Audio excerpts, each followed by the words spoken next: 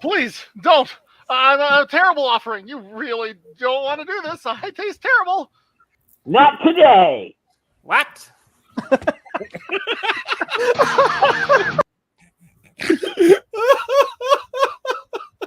I don't know why I find that so enduringly funny. Every time. Every time, it just cracks me up. Ladies, gentlemen, kids of all ages, it's Wednesday. It is the Mattriarchy, and I am, as always, your host. Actually, that's not true. Sometimes I'm not the host. I've been the host. Yeah, you've been the host. Twinless has been the host. I shouldn't say that I'm always the host because it's not always true. I mean, I'm always Matt It's your Reese. show. I'm always Matt Reese, but I'm not always the host. Yeah, so let's remember that, everybody. Not always the host. Anyway, today we're talking about a brand new comic. Wow. Well, it's not brand new. It's like a couple months old, right? We're picking up there, but it's a new one. We're not just growing into the 70s to review some forgotten, floppy war comic, or we're not complaining about one of those tentpole books that everybody thinks is the most amazing thing ever. Although, one of these days, guys, I want to talk about Marvels.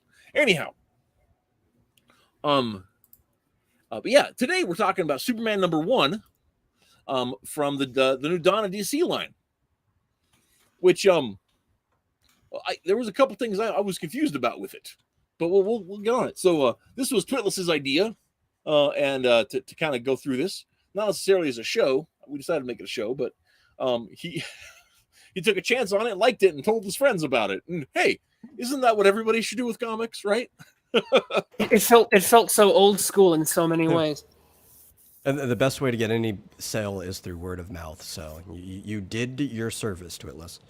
There you go. So we have Cartoonicus, who was in our intro, but not in our show. He's not joining us tonight, but he's in the chat. And we've got the Metal. We've got Seven here, as well as Fizz. Fizz asks, "Where's the Metal?" He's in the middle. No, that one. There you go. Yep. The Dawn of DC sounds like a really lame mob boss. Yeah. Since we're talking about Superman type characters today, I chose to put Valor as my profile picture. Yeah. So, you can X Dino's Chaos. Read the Hymn of Valor now if you want. Yeah. It's fun. Could even, if you want a physical copy, you could buy it on Indie Planet. There you go. Yeah. And what would one of those run a prospective customer there, Metal? You come again? What would it cost? I'm trying to think what the dollars shipping and cents, man. Dollars and cents. It's sub $3. It's like $2.82 or something like that, plus whatever shipping is. Yep. So for less than $10, all of my books are sub $3. Yep. Excellent.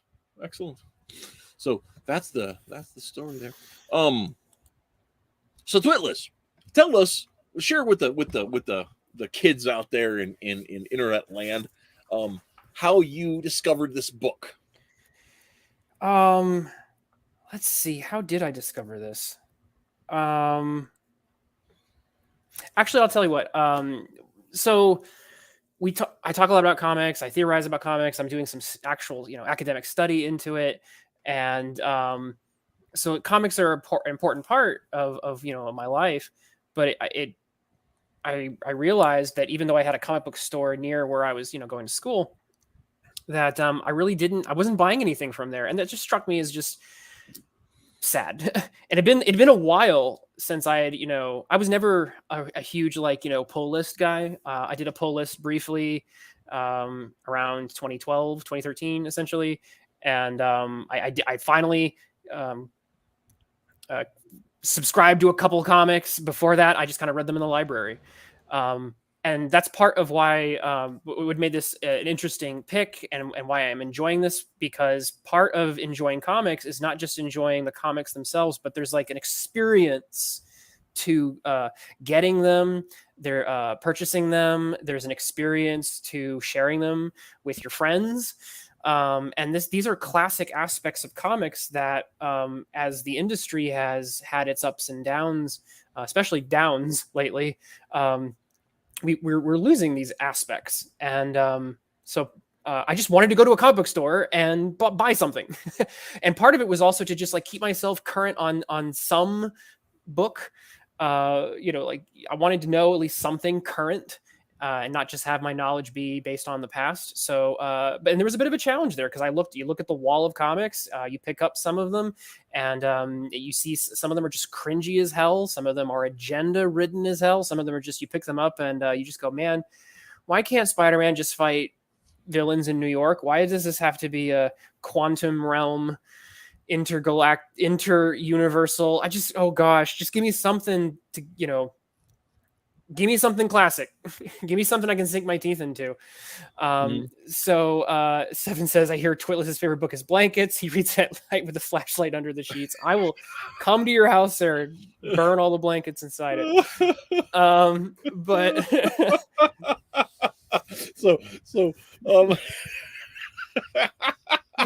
That's great. I'm done with blankets. I'm forever done.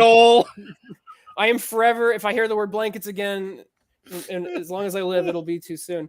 I did a almost 3 hour stream on blankets. I'm done. Here you go. Just don't pee on me. I think we both tried to add that at the same time. Yeah, that's exactly what happened. I looked into, I picked some stuff off the shelf. There was some Marvel books and I was just not feeling them.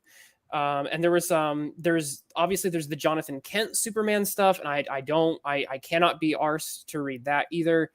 Some of it, there are books on the shelves and you can tell they're just either pandering to social justice or they're pandering to the queer lobby, the Rainbow Parade. And I'm just like, I just want some middle of the road Americana kind of stuff. And I was like, let me see if I can find just Clark Kent Superman. He's usually he's the safest you're usually going to get. It's him, and then it's Spider-Man if Spider-Man's not being destroyed at the time. Yeah. So those were the two I was gravitating to looking at in terms of I want some middle of the road Americana.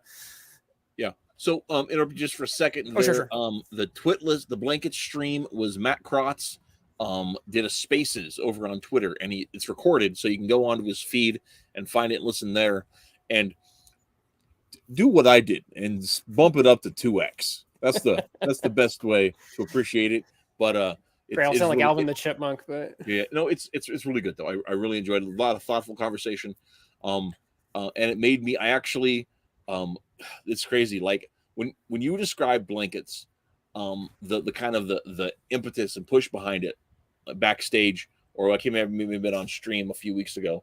It made me really curious and interested to look into that.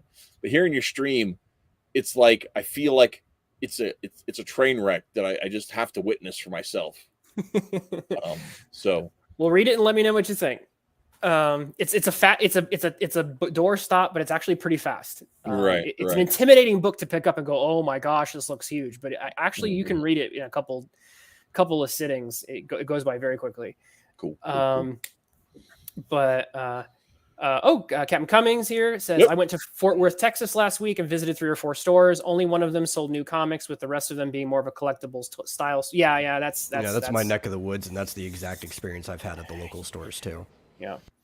So I'm looking at Superman, and the current run of Superman, they're like issue 1000 and something, and it was okay. They're fighting Metallo right now.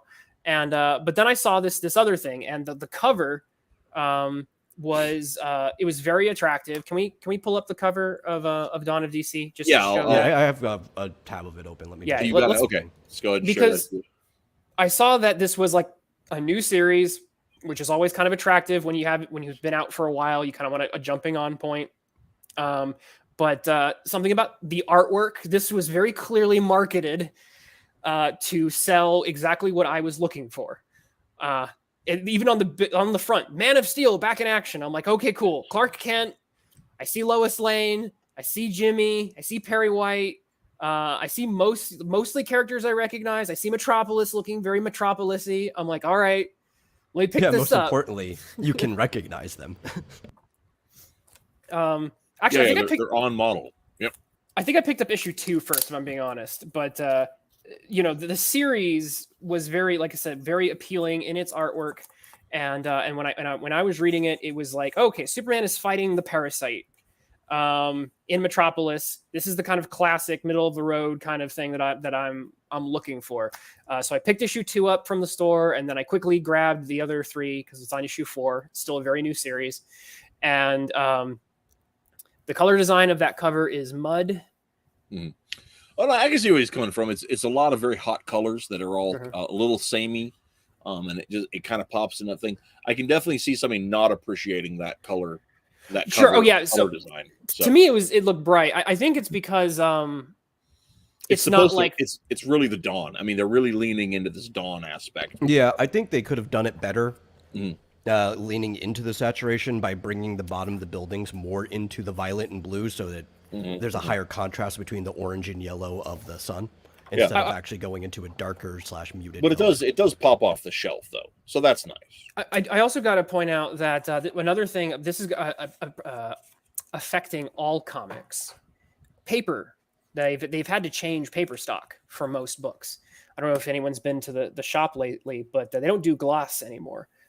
There's been like the paper shortages for gloss paper, and I don't know when that's coming back. And so they're using a like that different paper style. And so it leads to the book, I think, being a little, maybe a shade darker in some cases for some colors. So that is one thing to point out. Because like I said, I was getting physical copies here. Good to see you, Neostar. But there was the other thing I liked about the book is it was clearly the art style and the coloring is leaning into some modern trends. And so that's probably leading to some critiques because it's not the usual kind of 4-color palette or even 90s coloring. It's more modern rendering. But well, I do actually like on that color note, how the painting of it, like even the shadows and stuff, was a lot softer. Like it was painted. It reminds me more of older books in that way. It wasn't overly rendered. They rendered where it was supposed to be rendered and not just like everywhere. It reminds me of there's a guy named, he's got a crazy name. He's like Steven Sejic. Yeah. It reminded me a ton of Steven Sebjic's work. He's Norwegian, I think. Yeah, and he's got a very attractive art style. And so I think it's Campbell is the artist. Hold on, it's Jamal Campbell. Yeah. And written by Joshua Williamson. And so the first 4 issues, like I said, I was like, okay, you got me. I didn't pick it up and go, oh my gosh, I can't do this, because I think I picked up a couple issues of some other comics. I just put them right back. I was like, I can't handle this. And yeah, I agree. I was able to make it through all 4. And I didn't feel like I was straining to make it through all 4.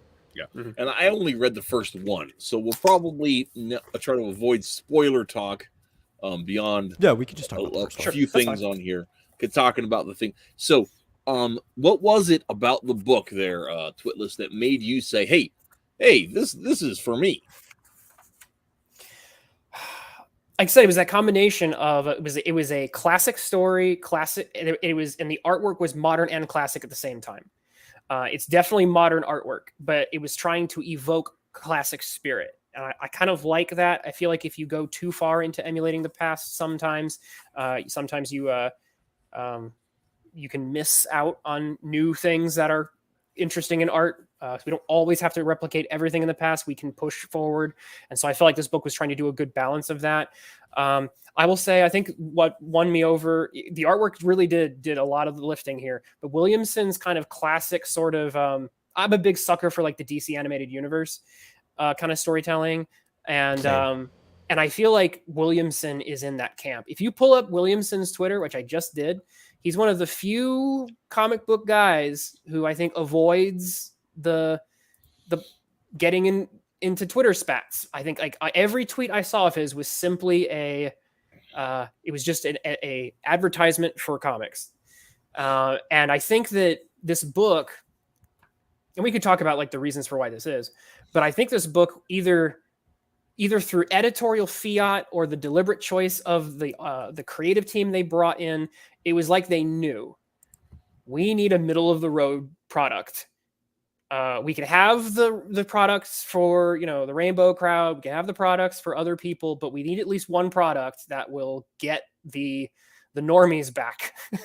And so this book is it. And it is so middle of the road in some cases that it almost feels deliberate in terms of like, we're going to hit these notes. We're going to make Superman bright and inspiring, and even if it's painfully bright. and I think you're onto something there. I recently picked up the first it was a one shot that led into the new sort of Azrael series. But the one shot was very much I wasn't 100% on board with the art. It was kind of narwhal-y, if I can use that expression. Didn't really care for the art a ton, but the story was very gritty, very street level, very grimy Azrael stuff. A solid para-supernatural mystery kind of thing.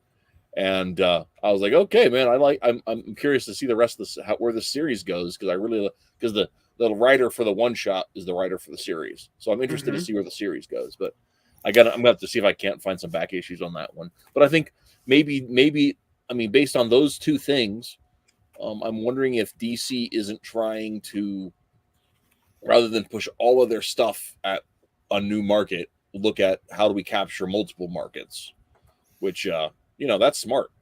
They used to do that. So.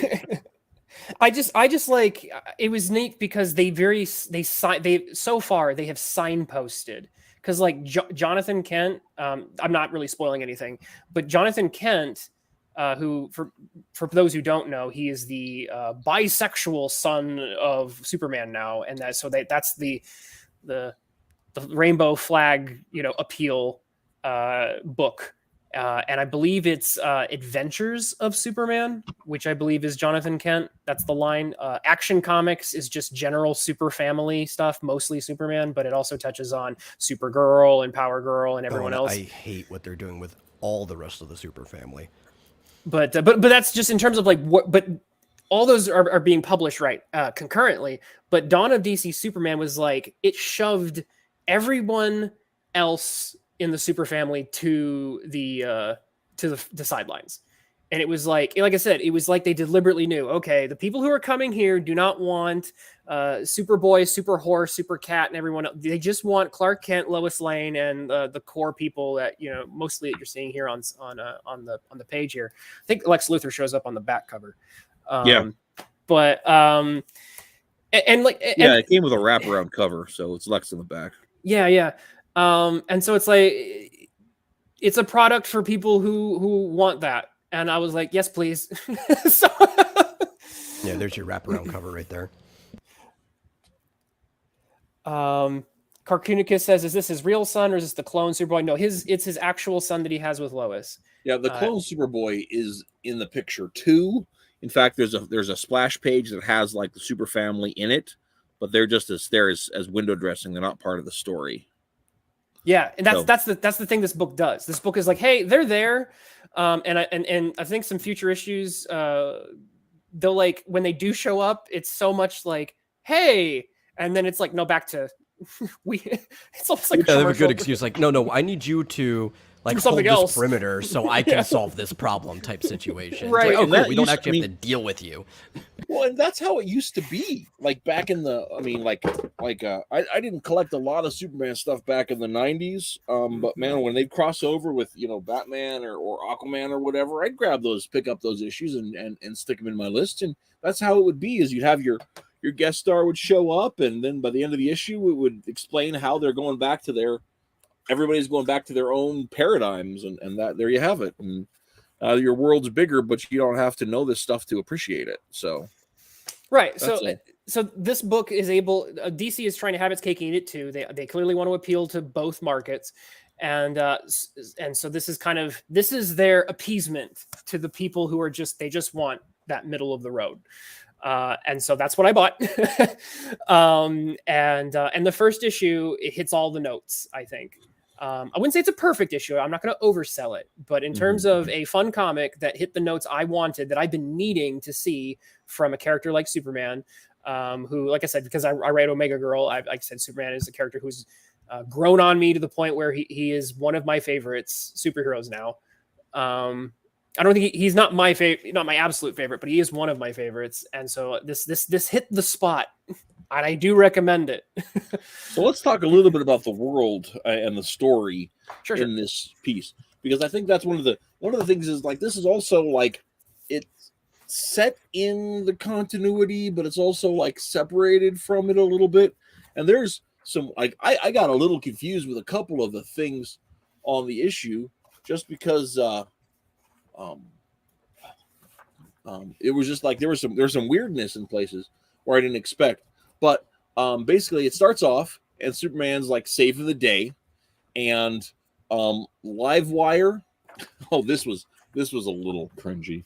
So Livewire from the animated series, she shows up and is doing this terrorist thing and is freaking out, and Superman's trying to stop her, and he has this voice in his head that's telling him different ways and meaner ways and faster ways and crueler ways to diffuse the situation.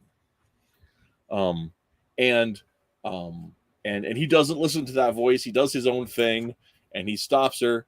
And this was so her motivation, guys out there. Can you guess what would be Livewire's motivation for going on a murderous electrical spree? Yeah, guys, the peanut gallery. Just talk amongst yourselves. See if you can't come up with a reason why it might be. I actually like the reason when we get to it. Like I thought it was a pretty good reason. It's not out of character for her, but it's obvious. I mean, it's very modern. It is very modern. It's very modern, but it also is like.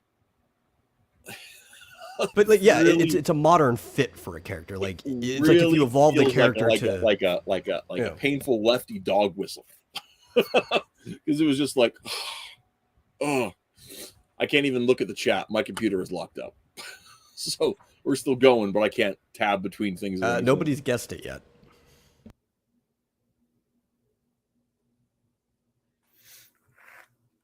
So classic Livewire. Oh, we lost him. Classic Livewire has usually been a lefty character. She's often been one of the few full-out misandrists who usually like attacks men because they're men. And honestly, I hated that take on the character. Was not a huge fan of it. Same. Like I think this was still kind of like in her general nature, but was definitely a more fun direction to take her. Yeah, so this one was, I think, a little less great, because that angle, like, I just hate men. It's like, okay, great, thanks. Yeah, like, how can we take her same character and like almost depoliticize it into something else? Right, exactly, and they did, and that actually, and so it did a nod to something kind of modern, but I liked how they ended up working it in, and honestly, the way Williamson writes Livewire in these first few issues, like I was actually like, I kind of chuckled. I kind of was like, oh, this character is kind of funny. I'm enjoying, and that's sometimes the mark of a good writer, where you're like enjoying even the bad guys. Like you're either loving to hate them, or you're just you're smiling along with the whole thing, and you're not like cringing too hard at like, oh, that character's talking. Yeah, like opposed to how Livewire is written in the Supergirl TV show, where for the first like 10 seconds she was on screen, it's like, oh, maybe this will be a fun version, and then within like a minute, like, no, this is the normal horrible version of Livewire we always see. Seven says people kept trying to plug their Teslas into her. Captain Cummings says she ate too much egg salad and became bloated. That would be a funny reason. Hiroshi says, I just remember her being angrier female Howard Stern. Yeah. But there was a gender side to it. And so like, that's what I remember from most of the incarnations I've seen. Yeah. And I think that's also the direction they took her is like, if Howard Stern had come up in the modern age, how would he have come up instead of radio? So they is Reese coming back, or I bet you his computer did. I don't know. I've been stalling. It did its daily crash. It's probably gonna. He's probably I think it's restarting. Yeah. So to not keep chat waiting too much longer. So Livewire, actually, Metal. Do you want to? What is her reason for attacking? The reason for attacking is actually kind of the views. She is an influencer, and she does influencer things. Let's see if. Well, she gets her streaming canceled. She gets a little canceled. So like her podcast was too spicy, and iTunes yanked it or whatever.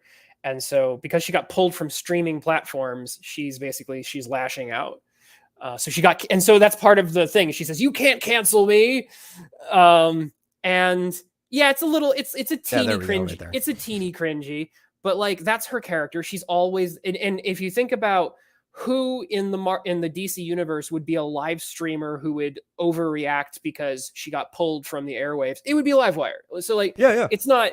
It fits. It fits.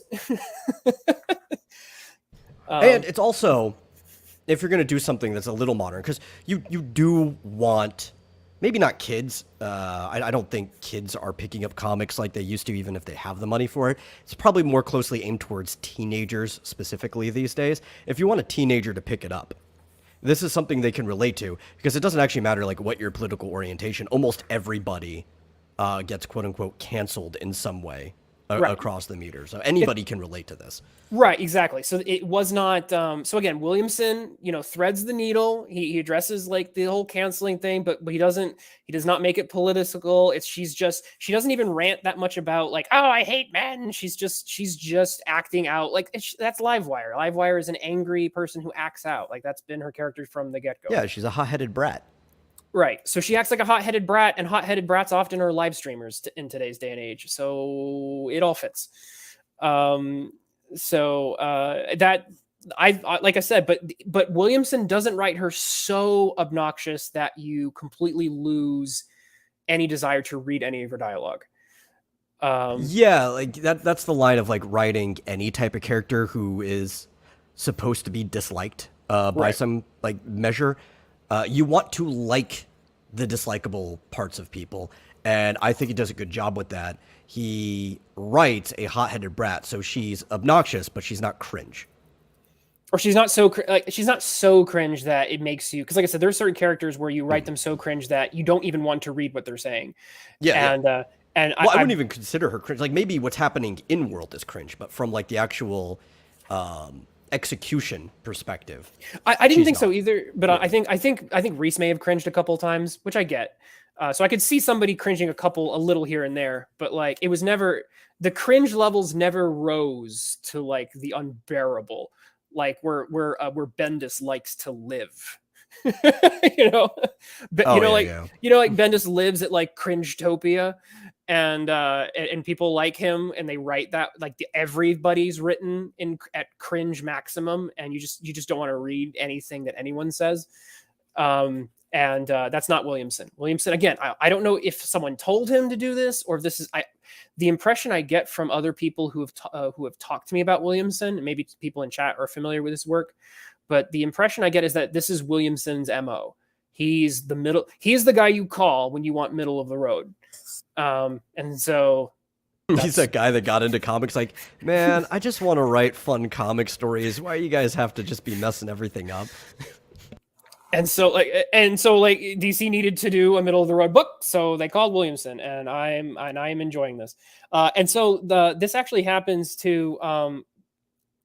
I had a moment in terms of speaking of cringe. I had a moment when they introduced Lois, because Lois can be written, especially if you're going to be current year political about it. The way you fail at writing Lois would be to make her super girl boss. And so there's which is hard, because obviously there's always been a certain level of hard ass nature to Lois's personality. Sure. And with the modern, it's hard to like teeter that without going into that girl boss territory. Right. So what I liked about it is that there was about a page where you're like, here's Lois girl bossing. But then by the next page, just the next page, she's basically saying things like, oh, this is a temporary assignment.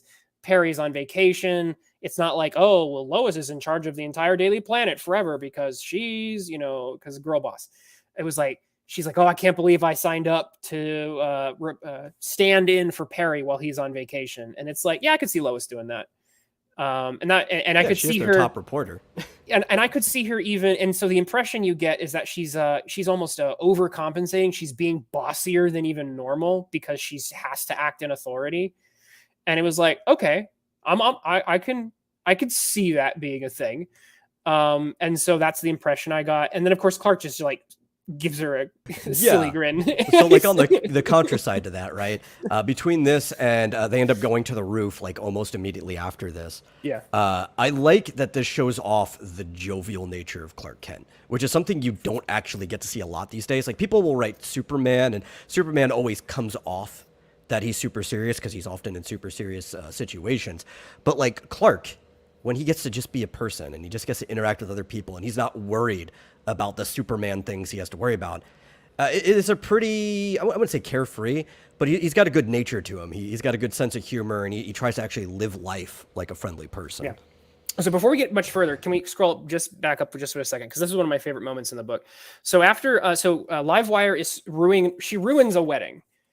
And Superman doesn't just save the lives. I think the Justice of the Peace or the Past or whatever is just, ran away. And Superman basically steps in to save the day. Yeah, they just say officiant ran away. That's it. And if you want to scroll, I think it's just the following page. This page is one of the winning pages that kind of won me over for the book, because Superman officiates the wedding. And if you can zoom in just a tad, I love this image right here. So that's the groom. This one. The groom is Superman is being a good sport, and he lets the groom beat him in an arm wrestling contest so they can have that photo. And I go, this is the most Superman thing that I could ever think of Superman doing for the citizens of Metropolis. He doesn't just save the day; he saves the wedding, and you're not seeing him like getting wasted or anything like that. But here he is, and just being a wonderful good sport with his fellow citizens. Yeah, it's something. It's like in the animated series, I think when he's up against Darkseid, right? Mm-hmm. And there's that whole world of cardboard speech. I think that like encapsulates who Superman is. It's not just about saving their lives. He understands that like every aspect of somebody's life is the same as saving their life. That's why he doesn't let like the buildings people work in gets destroyed if he can handle it, or he doesn't let like somebody's car get wrecked, or he wouldn't let their wedding get ruined either. Like to him, this is no different than actually physically saving somebody's life. Yeah, so it's just seeing this, and I was already like, okay, I'm sold at least on this. You've got me. I'm hooked. I'm in it. Okay, so until you ruin it, I'm okay. You got me. I think part of the reason is that we've at least there's been this perception that we've lost this, that this book is serving a need because we've had so many either dark moments or deconstructive moments or just bad comics, so that this return to form is actually a super refreshing thing. There he is. He's flying with the just married car.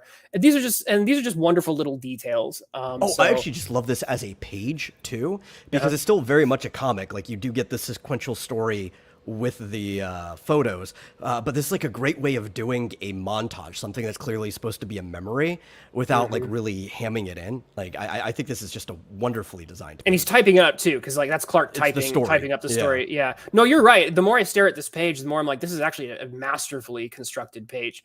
Using Polaroids as the panels. As the panels. and then using like the wedding rings and the rose petals to kind of again charge it with romantic and positive energy. Yeah, and even though there is still direction in the pictures themselves, there's the secondary direction of following the taps along the story. So you don't have any problem reading this page. Like, it is just so wonderfully done. Yeah, Campbell's art style. It took me, like I said, it took me a little adjustment to it because his art style is not the typical superhero form. It's a little different. Like I said, it's like Stefan Sejic or whatever. But I was, by this point, I'm like, all right, I'm in. I like this. So that's the initial little opening moment. But then, as we mentioned before, there are these voices that there's a voice that Superman is hearing. And I liked this. I really liked this angle because we learned that the person who's speaking in Superman's ear is Lex. But he's not using any advanced technology. Metal. Why can what is going on with? And I love this too, because the fact that they circle in green, like if you're a common reader, you're probably already guessing it's probably Lex, right? Because Lex is often denoted by green, because he's often either wearing purple or green.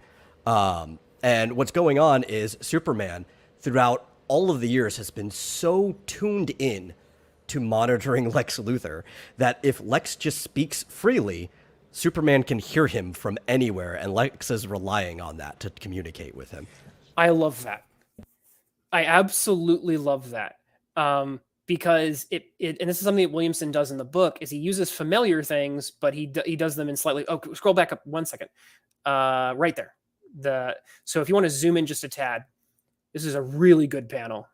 Okay, right there. So Lois and Clark, they're having some office shenanigans. There's Jimmy Olsen. We got the gang back together. But then on the panel on the right, there's Lex again, and he's talking. And then Superman is looking not at his coworkers. He's kind of looking up, and he's kind of looking at the reader, but he's looking at Lex, even though Lex can't see him and he can't see Lex. But he's looking because Lex is just talking, because as you just mentioned, that Lex is relying on the fact that Superman will hear me if I just talk at him. Oh, and it's great because it's a one-way conversation, because he can't hear Clark back, and Clark doesn't even bother talking to him because he knows he can't hear him back unless like he's right at LexCorp or someplace where he would have monitoring. So he knows he could just say whatever he wants to Clark, and there's nothing that he could say about it. Right. And so he's low key. It's almost trolly in a way. It's like, I know you can hear me. And Superman is mostly just ignoring him. He's not, he's just being a bigger man. But I love just this moment because it's Superman kind of looking at the reader. So there's a little bit, it's not a fourth wall break, but it's this kind of like it's a borderline fourth wall break, but it's one that serves the story. Yeah. He's looking up to look at Lex, but we happen to be in the way. And I also want to bring up that Abigail had the exact same problem that Reese did before the show. Wait, did Supes officiate the wedding? What are his credentials? Okay, so Superman is the type of character who, either actually got his, official notary or justice of the peace, or Metropolis has handed him the key of the city and has handed him that ability. So that's my take on it. Yeah. Like nobody's going to argue against Superman officiating a wedding, which is all that really matters at the end of the day. Yeah. Reese is like, I think Reese just randomly dropped. So that's usually when his computer breaks. Yeah. I guess we can re-answer this question because we kind of brought it up, but not so much. Fischoso's asking, why are we reading a modern DC book? I don't care if it's good. It's still modern DC. And there's a slight point to that.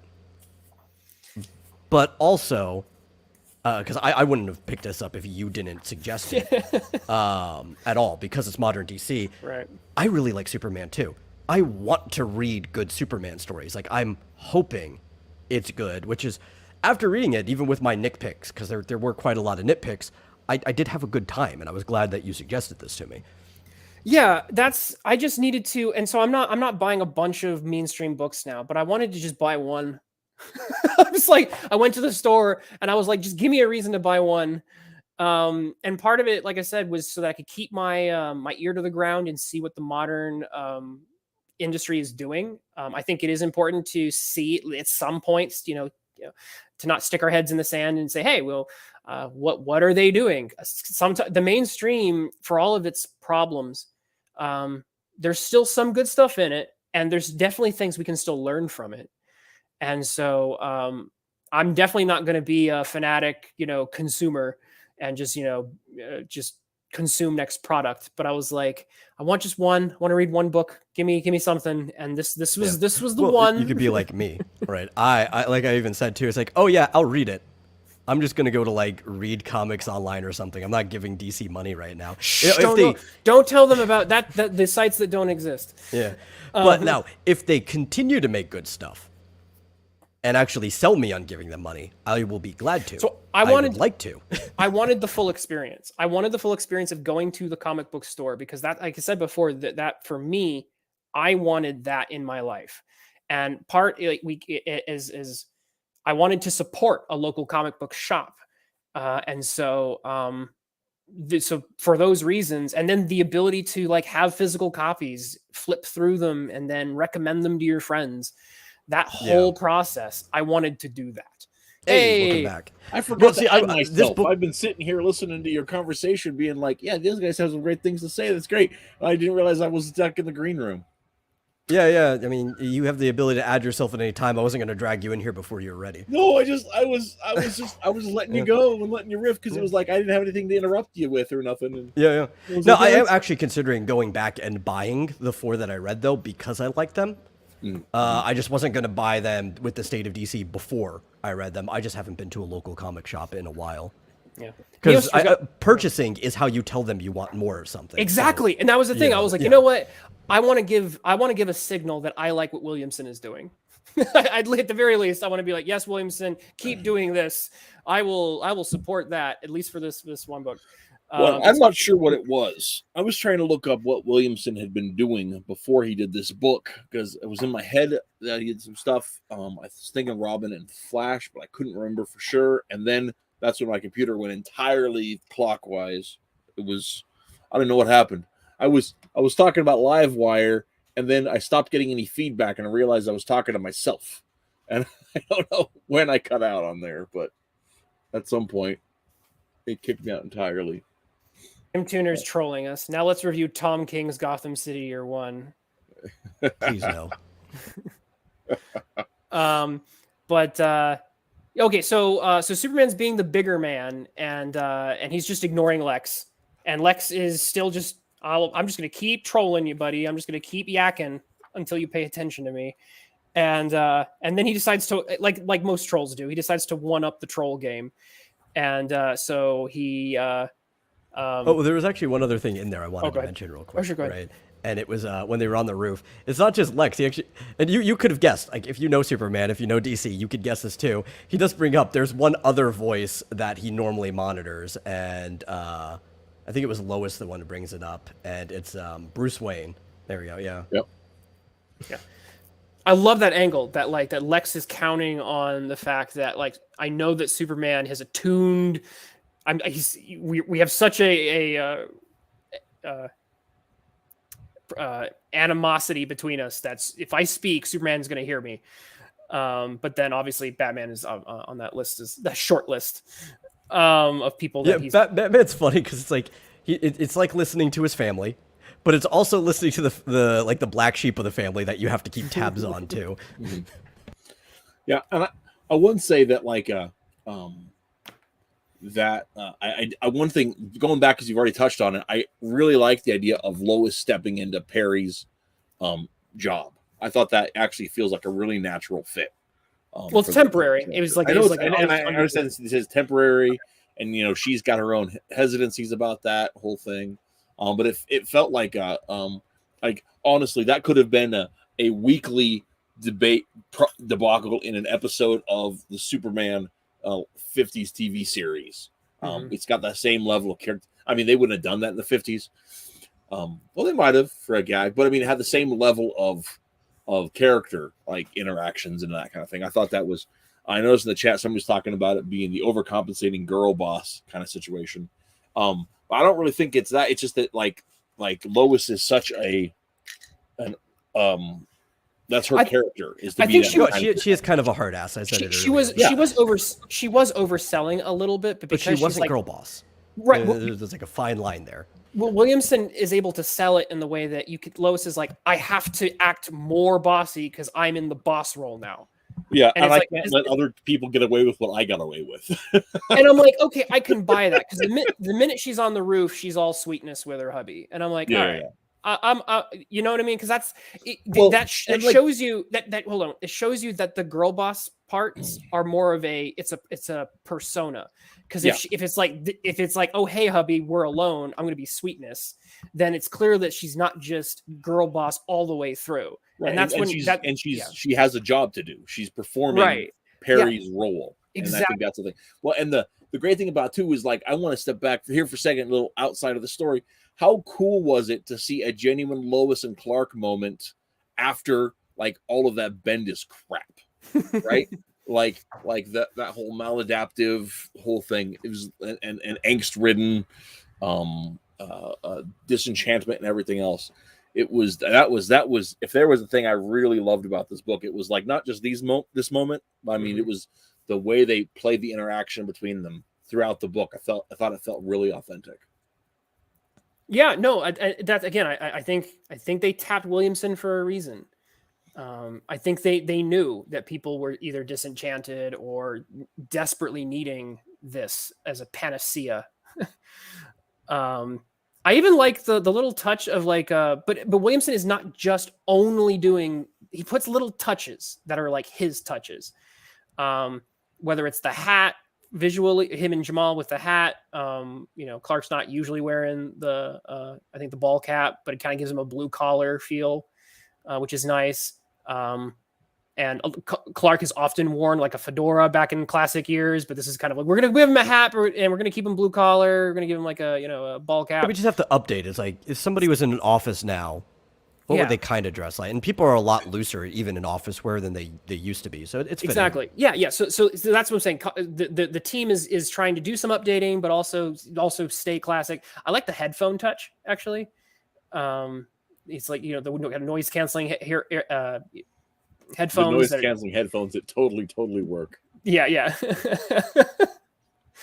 But it's just something that helps him focus when he's trying to focus, and that makes sense. Yeah, because he even says it's not even that he can't hear everything. It's just the music itself gives him like an internal harmony. It helps him focus, clears his head.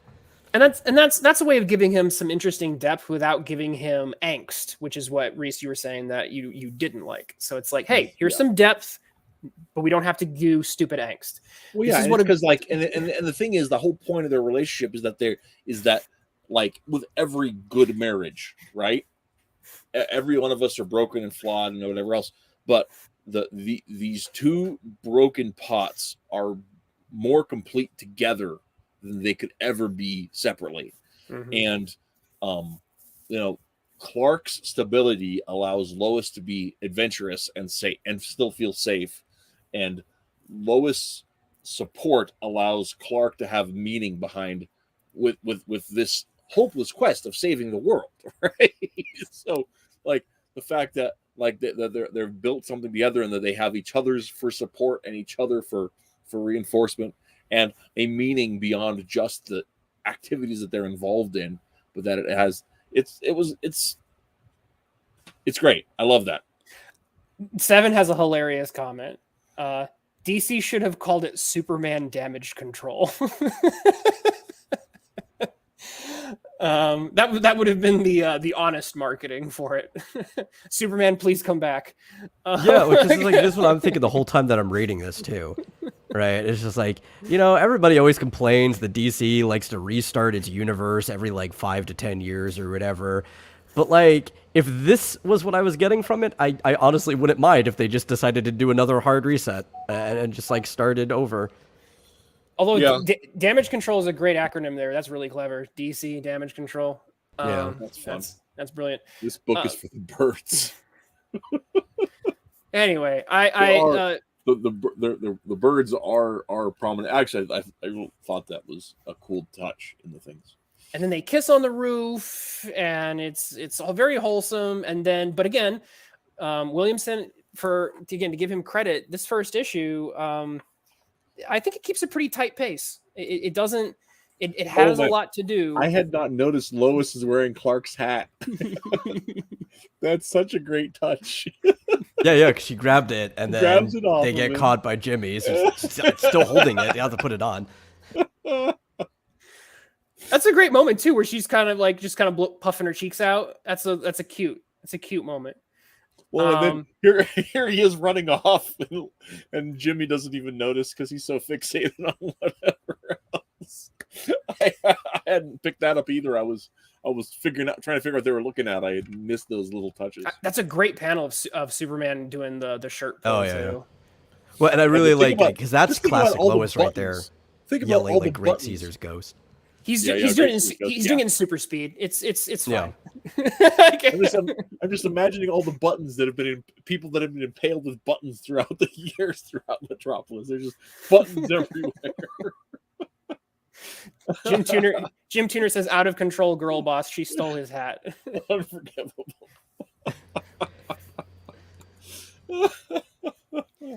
All right, so for copyright, we should probably skip a couple pages. Yeah. But what my lady can steal my hat anytime. What ends up happening is this is another good example though, real quick, between both of these panels of how like when it matters, we can get like a lot of rendering, and when it doesn't matter, we can get very little. Dial it down without changing the line art. It's all done in like the coloring, which I think is great. You mean like Lois on the pen on the left, where she's got less? Yeah. Versus how like Superman pulling out on the right costume. Yeah, super rendered. So what ends up happening is LexCorp is under attack, so let's skip a few pages copyright wise. And here's Mercy. This is the version of Mercy we get. This is one of the things that threw me. Right, I was sure that in continuity, Mercy had been killed and was blonde. I don't know what I've lost. It's been a while since I've kept track of DC. I thought that had happened like since the reboot, since the whatever.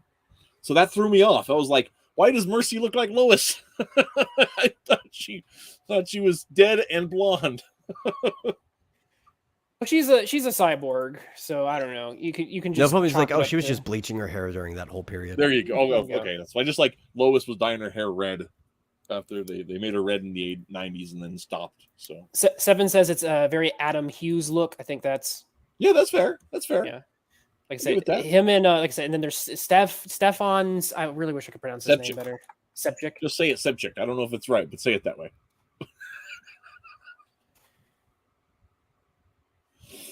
So and him and Adam Hughes are very similar. So like it would be so both of those would be close.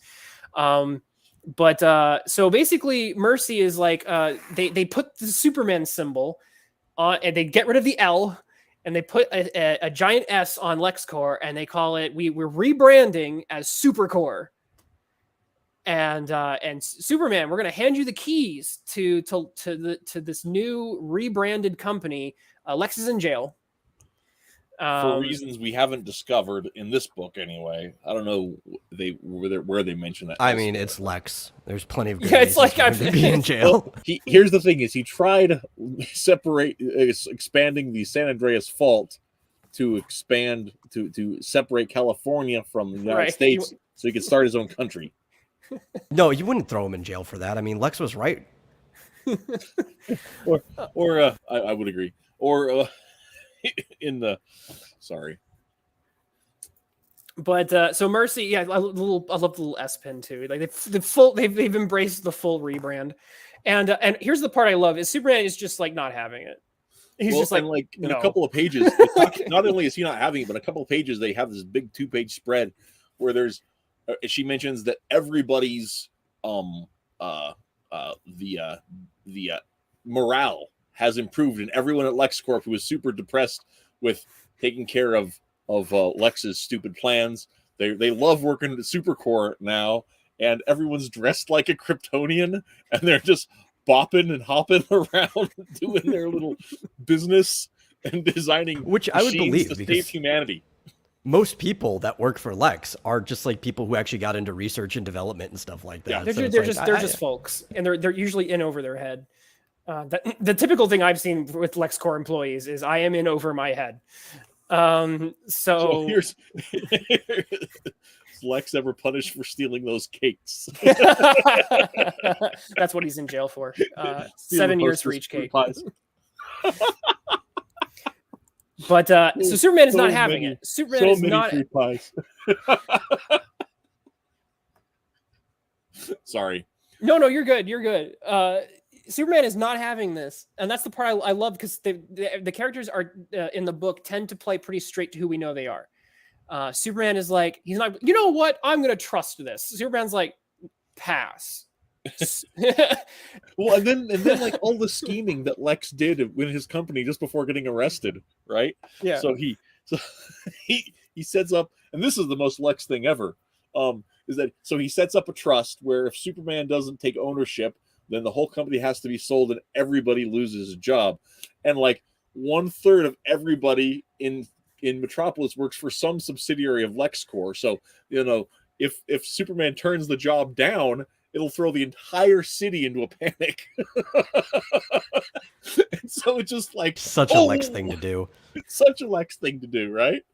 So Williamson, like, I mean, like some of the stuff like that I cringed about in the book. At the same time, it's just like, man, this is I don't know where you're going with it, and I might hate it where it's going. I don't know, but man, the setup is really enjoyable. It's just like it's pretty like it's that balance of like boardroom politics and supervillainy, right?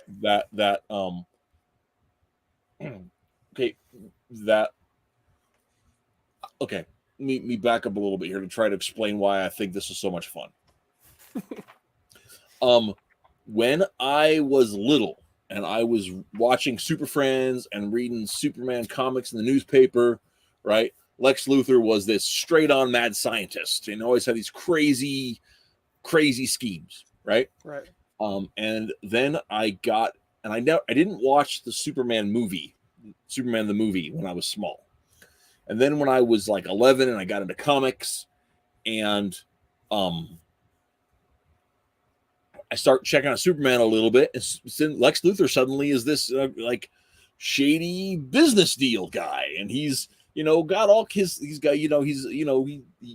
owns all these businesses, and he's dealing with the mob and all this kind of stuff, and it's this like boardroom politics stuff that seems so outside of the suit of the mad scientist stuff, but there's a little bit of that there. But at the same time, it's sort of like it made him kind of untouchable to Superman. So it was a very different kind of a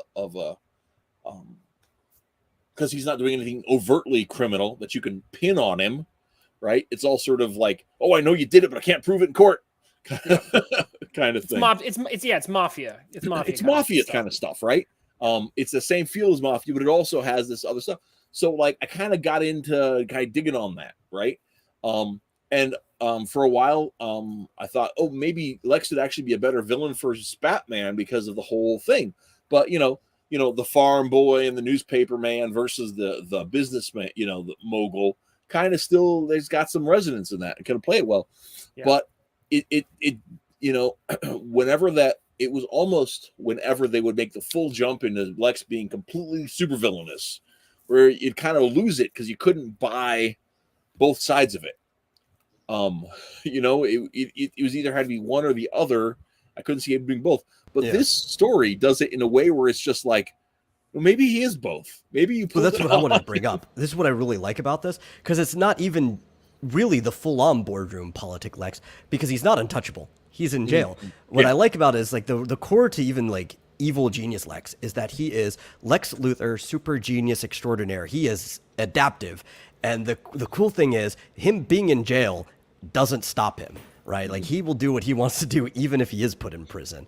And I think that's a cooler take on Lex that we haven't seen in quite a long time. I love the moment when Superman gets really pissed off at because Lex basically pisses off Superman with I think a Jor-El kind of reference. Oh yeah, And yeah. I don't want to spoil everything, but like I was mad at that. yeah.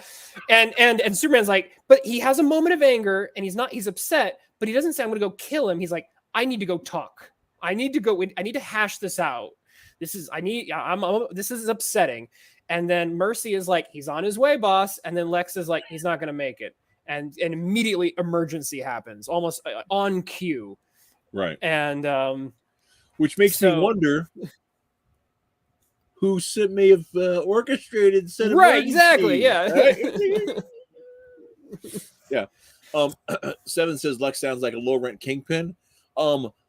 Yeah, sort of, but like I mean, I think Lex poorly written feels like a low rent kingpin, but Lex in this context is like Kingpin's a low rent Lex Luthor. Right, yeah. Lex written well is basically he's very Doctor Doom-esque in a lot of ways. Yes, just without magic. But just able to kind of be a Venn diagram of like mafioso mad scientist. Well, he's Machiavelli's The Prince, but in a corporate science environment.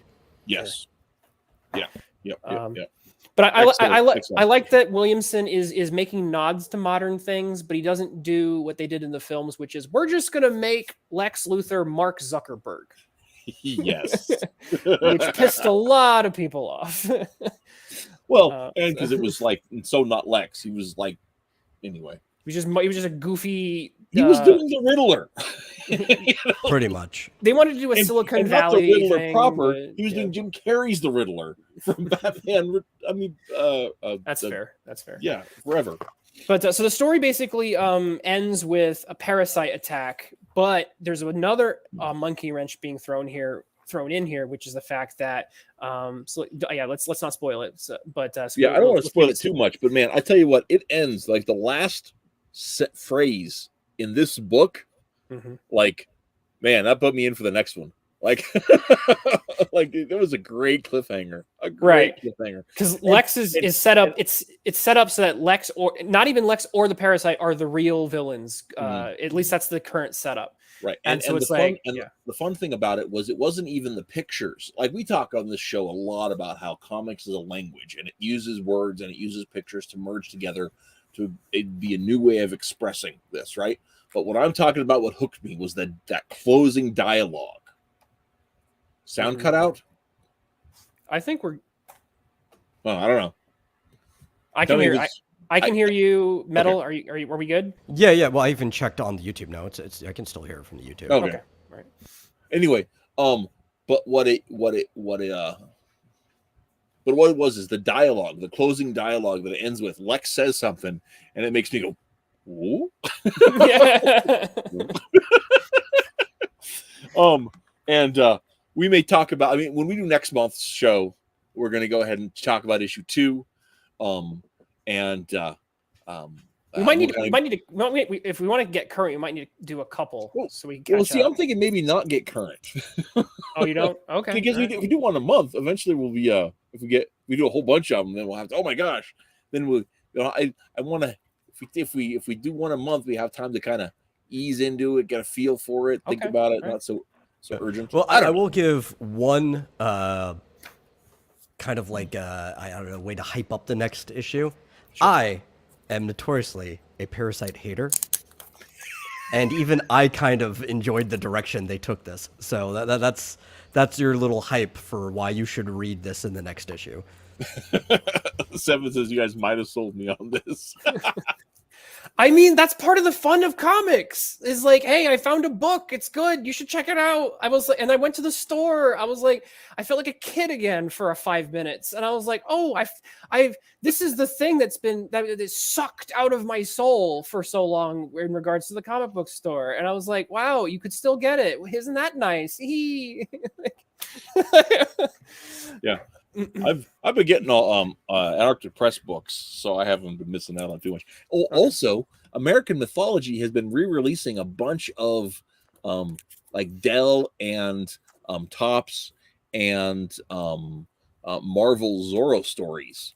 They got the license to those old Zorro stories. They've been reprinting a bunch of them. So I haven't had a chance to read through a lot because I was getting them during school, but I got myself a stack of Zorro books like this. Cool beans. Sometimes I wanted something new, and I wanted something new that I wasn't going to hate and that wasn't going to punish me because I like this character. And it feels like a lot of, at least the stuff that makes the news that we often complain about, it's like the creators of it are punishing you for being invested in these mythologies. And Williamson didn't feel like that kind of writer. So I had to hand it to him for at least that much. Because even in Action Comics is the concurrent run they're doing, it's okay. But there was just some stuff in some of the backup stories that I was, I think Leah Thomas or somebody wrote one of them. I'm just like rolling my eyes at stuff. And the current Action Comics storyline has a sort of like immigration subplot that you end up going, oh, I wonder what they're, referencing here in current year politics very shallowly. But Williamson is just like, no, I was hired to do a job. The job was do Superman and put a little spin on it, but not too much. And so I want to write a comic. I probably won't do it, but I suddenly want to write a comic that references current year politics from like 1873. I mean, it happened last week. It happened last week in Metropolis, but I don't want to spoil it, but you actually might get a little bit of that in this book. Yeah, they hash out the Missouri Compromise. That was years. That was like decades after. That was 3 decades after the Missouri Compromise. No, 2. But all right, so we got Edming says he might check it out. So I think a couple people might check this out too, and so that's cool, and we can all enjoy it together. And that was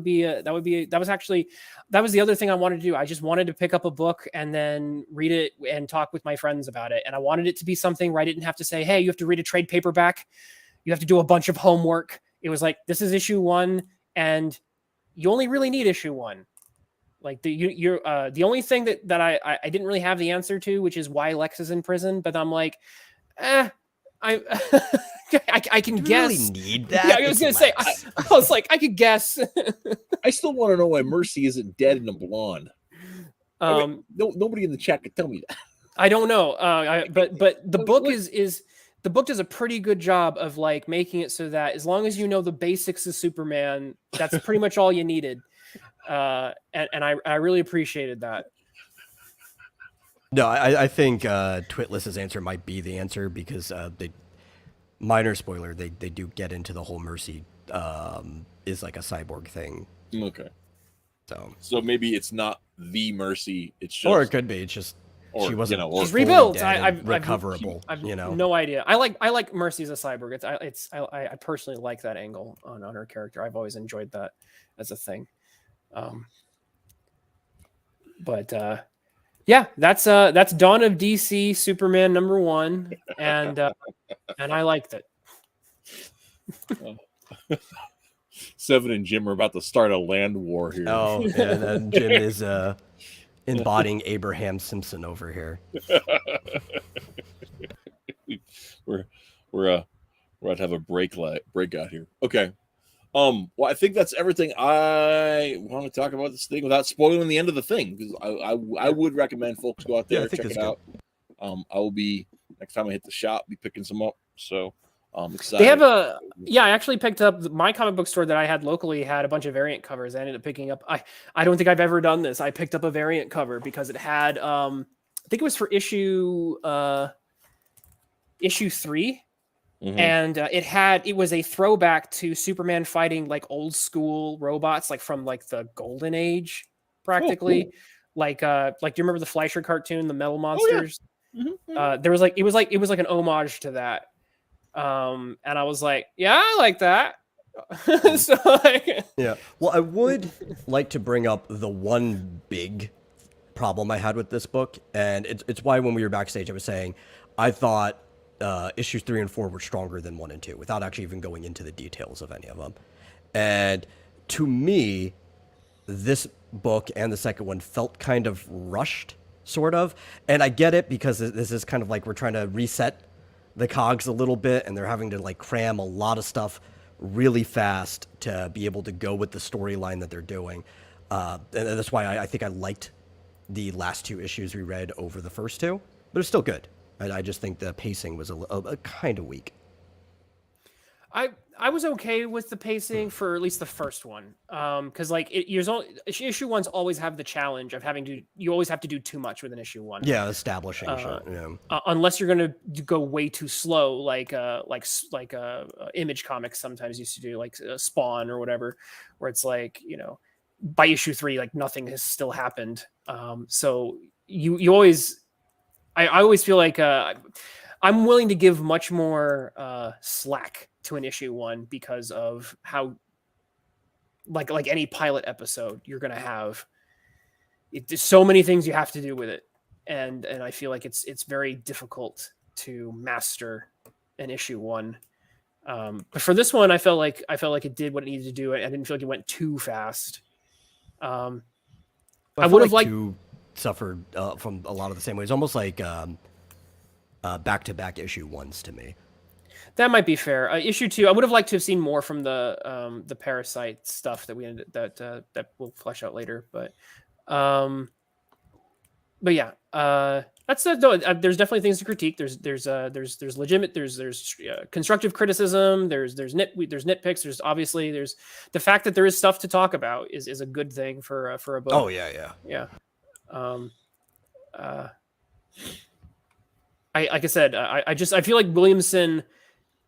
Anytime Williamson flirted with a line that I might have had, I feel like he never crossed it. And that was a thing that I really liked. So I was like, oh, that character could be really annoying, and it was like, oh, well, you dialed it down right when I would have, right at the point where I would have actually gotten bothered by that. When the other writer would have dialed it up instead. Right, exactly. And like I said, I feel like all of this I feel like these are all just conscious decisions. It's almost like they know what people are prone to react to. Well, it's probably because, and I would take a guess, that Williamson is a comic reader himself and is probably annoyed by a lot of the same stuff. Like I said, it's either him being that way, or it is, or someone telling him to be that way. Yeah. Well, I would assume that they picked him because this is the type of stuff he wants to write, right? That's fair. That would, at least that would be the charitable assumption here. And I would like to think that he's making these decisions like, I just want a good Superman story. I haven't read a good Superman story in a while. I'll write a good Superman story. So to Plush there, if you want to share my screen, issue 3 has a variant cover. And that's the variant cover that I believe is a pretty strong homage. It's not it's not 1-to-1, but it's a pretty strong homage to that kind of fun. Classic Superman versus like the metal monsters kind of type scenario. So I picked that cover up. Because I was like, ooh, robots. So yeah, it was a good cover. That's a great cover. I love it. I disagree with Cartoonicus. He says, so basically this book was the Mario movie in comic book form. No, this book did way better justice to Superman than the Mario movie did to Mario. Ooh, that's fighting words for Cartoonicus. Cartoonicus really enjoyed the Mario almost movie. Offended by it. I haven't seen the Mario movie, so I can't comment. But okay. Well, that would be that's a topic for another stream. I'm not going to open that can of worms. Well, I know he kept wanting to talk about the Mario movie over and over again anyway. So we'll I don't know, maybe we'll venture into the video game movie territory one of these days. So who knows what will happen. So Okay. Well, I think it's gonna be a short show tonight. I'm good with that. Yeah, short and sweet. Yeah, We covered the comic, and covered it all. there you go. Yeah. Do we have anything else we need to let people know about what's going on here? Check out Omega Girl. Check out Super Schooled. Yeah. We haven't firmed up next week's topic for sure. So, so yeah, that's it. We don't know. We don't know what we're doing next week. Sure, it'll be something amazing. One of these days, there are a couple things I want to do. A review. I want all of us to reread Marvels and talk about that, because I reread it this spring and I was it did not sit the same with me over the years, and I'd like to get people's thoughts on that. That's gonna be. It's been a long time. That would be an interesting one. I like Busiek. I'm a strong Busiek enjoyer. I really loved it up until the end of issue 3. And I was really feeling I don't remember disliking it. Yeah. I really liked, originally I loved all of it. I was working on a paper for the conference that down there, and I couldn't make it, and it was a whole ordeal. But I read Marvels and Gotham Knights, John Ostrander's Gotham Knights, and it was amazing to me reading back those books about how much. Well, that was unexpected. No, I'm Kurt Busiek's Astro City had the deepest impact on me, and it had a huge impact on my writing of Omega Girl. So if anything sounds like if when you read Omega Girl and you go, this feels a little reminiscent of Astro City, then you're definitely seeing the influence that Busiek had on me. Astro City had just had a huge impact. So I don't think I've ever read that. I should. It's good. I've always heard good things about it. I just never made the time to read it. The Tarnished Angel and Confessions, as standalone kind of stories. A lot of Astro City can be read as standalone, which is really cool. It's kind of it's almost anthology-esque, but I highly recommend those.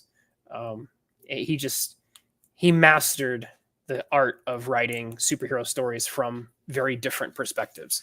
And there's some weaknesses to that, because eventually the story becomes less a superhero story and more a story about superheroes, and that's the whole thing. But Busiek is like the king of that type of storytelling, and I think he does a better job than people even like Alan Moore does when he's writing that type of story. So that's my opinion on it. I think Busiek does better at being analytical. Well, but also being only because like using Moore as the bar, it's like there's been times he wrote good things, but like average Moore is average. I mean, so that's a pretty low bar for somebody that you're praising. You know what I mean? Hey, you're back. What the hell? I don't know, dude. Like, you need to fix your computer, man. It lost the internet connection. Okay, so we'll talk about Marvels next week. Thanks, everybody. I think. Wait. Also, since we were talking about Superman, I'll plug it again. You should buy your own personal physical copy of A Hymn of Valor that you can have on your shelf or read anytime that you want, without having to worry about if you have an internet connection to go to my website or not. And I would also like to plug Seven's channel, because he made these nice little hypercuts, montages with music and stuff of a lot of our answers from the last Q&A show, and they were all really fun, and I recommend people watch them. So we will. What we'll go ahead and do is I will go ahead and put a thread of all of the videos, links to those on Twitter and on Facebook, sometime this weekend, maybe even tonight. We'll see how it shakes out. So. Neostar says, I gotta answer this question before we jump. How does Omega Girl like her pizza? I'd have to double with American cheese. I was gonna say she would be light on the cheese, actually, and it would either be just kind of plain like regular cheese pizza, or she might do the veggie, because she's a very healthy eater. So she'd have a slice, but it would be either a very healthy slice of pizza, probably like a wheat wheat bread crust. She Something eat her like that. pizza to the pain. That sounds less healthy than just eating a normal slice of pizza. We could talk about that. That's a whole different show. That's a whole topic. Okay, so guys, until next time, get out there and read some comics, and we will meet you all around the block. So have a good one. And now that I'm back, I can hang up. That's how it works. There you go. Oh, come on, button, click.